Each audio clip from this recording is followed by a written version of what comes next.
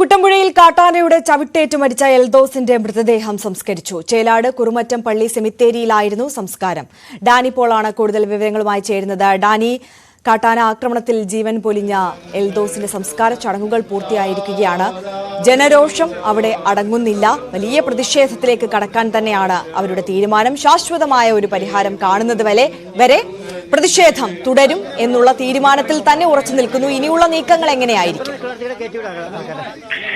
ആര്യ, ഇപ്പോൾ സംസ്കാര ചടങ്ങുകൾ കഴിഞ്ഞിരിക്കുന്നു. ഇതിനുശേഷം ഇപ്പോൾ ഇന്ന് ഇവിടെ പ്രതിഷേധമായിട്ട് കുട്ടമ്പുഴ ഗ്രാമപഞ്ചായത്തിലും അതോടൊപ്പം തന്നെ കോതമംഗലം മുനിസിപ്പാലിറ്റി മേഖലയിലും ഹർത്താലിന് ആഹ്വാനം ചെയ്തിരുന്നു. ജനകീയ മുന്നണിയാണ് ആഹ്വാനം ചെയ്തിരുന്നത്. ഇതിനുശേഷം ഇന്ന് വൈകിട്ട് ഇവരുടെ ഒരു പ്രതിഷേധ പ്രകടനമുണ്ട്.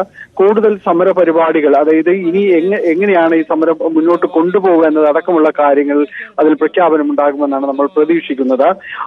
ഇതിന്റെ ഒപ്പം തന്നെയാണ് കഴിഞ്ഞ ദിവസങ്ങളിൽ ഇവിടെ സന്ദർശിച്ച ജില്ലാ കളക്ടർ നൽകിയ ഉറപ്പുകളുണ്ട്. വൈദ്യുതി വേലി, അതോടൊപ്പം തന്നെ കിടങ്ങ് നിർമ്മാണം അടക്കമുള്ള കാര്യങ്ങളിൽ വേഗതയാർന്ന രീതിയിലുള്ള നടപടികൾ ഉണ്ടാകുമെന്ന് പറഞ്ഞിരുന്നു. അപ്പോൾ അതിന്റെ ഒരു നിർമ്മാണ ഘട്ടത്തിലേക്ക് കടന്നുണ്ട്. കിടങ്ങ് നിർമ്മാണം സംബന്ധിയായ കാര്യങ്ങളിൽ സർവേ നടത്തുകയും അതോടൊപ്പം പ്രാരംഭമായുള്ള പ്രവർത്തനങ്ങൾ തുടങ്ങിയിട്ടുമുണ്ട്. അപ്പോൾ ഇക്കാര്യങ്ങളിൽ എത്രമാത്രം വിശ്വസിക്കാം, ഈ സർക്കാർ നടപടി എത്രമാത്രം വിശ്വസിക്കാം എന്നതിന് ചെറിയ സാവകാശം കൊടുത്തുകൊണ്ട് മുന്നോട്ട് പോകാമെന്ന് തന്നെയായിരിക്കാം അവർ തീരുമാനം എടുക്കുക എന്നാണ് മനസ്സിലാക്കാൻ സാധിക്കുന്നത്.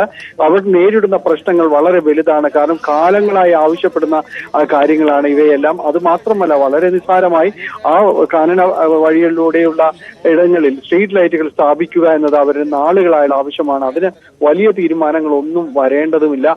അതുപോലും സാധ്യമായിരുന്നില്ല. ഇന്നലെ ഈ ദുരന്തം ഉണ്ടായതിനു ശേഷം മാത്രമാണ് അവിടെ ഒരു സ്ട്രീറ്റ് ലൈറ്റ് സ്ഥാപിക്കാനായിട്ട് അധികൃതർ മുൻകൈയെടുത്തത്. അപ്പോൾ അത്തരം കാര്യങ്ങളിൽ പോലും നടപടികൾ ഉണ്ടാകുന്നില്ല. തീർത്തും അവഗണിക്കപ്പെട്ടവരുടെ ഒരു കൂട്ടമായി തങ്ങളെ കാണുന്നു എന്നൊരു പരാതിയും വിമർശനവും അമർഷവും എല്ലാം തന്നെ ഈ മേഖലയിലുള്ളവർക്കുണ്ട്. ഏത് സമര പരിപാടികൾക്കും ജനങ്ങളുടെ ഏത് പ്രതിഷേധത്തിനും ഒപ്പം നിൽക്കുമെന്ന് വിവിധ രാഷ്ട്രീയ കക്ഷികൾ, പ്രതിപക്ഷ കക്ഷികളെല്ലാം തന്നെയും പിന്തുണ പ്രഖ്യാപിച്ചിട്ടുമുണ്ട്. അതുകൊണ്ട് ഇന്ന് നടക്കുന്ന ഈ ഒരു പ്രതിഷേധ ധർണ, അതിനുശേഷം വിപുലമായ സമര പരിപാടികൾക്ക് വരും ദിവസങ്ങളിൽ രൂപം നൽകുമെന്ന് തന്നെയാണ് മനസ്സിലാക്കുന്നത്.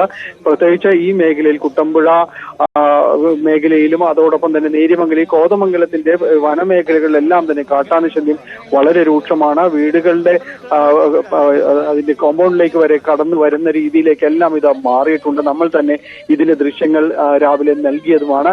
അപ്പോൾ ഈ രീതിയിലേക്ക് അവരെ ജനജീവിതം ബുദ്ധിമുട്ടുന്ന രീതിയിലേക്ക് കാര്യങ്ങൾ മാറുന്നു.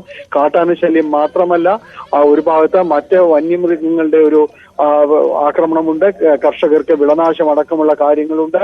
അപ്പോൾ ഇതിനെല്ലാം ശാശ്വതമായ ഒരു നടപടികളിലേക്ക് കടക്കണം. അത് ഇനി ഒരു എൽദോസ് ഇവിടെ ആവർത്തിക്കപ്പെടരുത് എന്ന് തന്നെ അവർ പറയുന്നു. അതിനുവേണ്ട നടപടികളിലേക്ക് നീങ്ങണം. കാട്ടാനശല്യം അതിനെ നിയന്ത്രിക്കാനും കഴിയണം. അതിന് ഭാഗമായ നടപടികൾ ഉണ്ടായില്ലെങ്കിൽ സമരം എന്ന രീതിയിലേക്ക് തന്നെയാണ് ജനങ്ങൾ മുന്നിട്ട് നിൽക്കുന്നത്. ആര്യ, തീർച്ചയായും ഡാനി പോളാണ് വിശദാംശങ്ങൾ നൽകിയത്.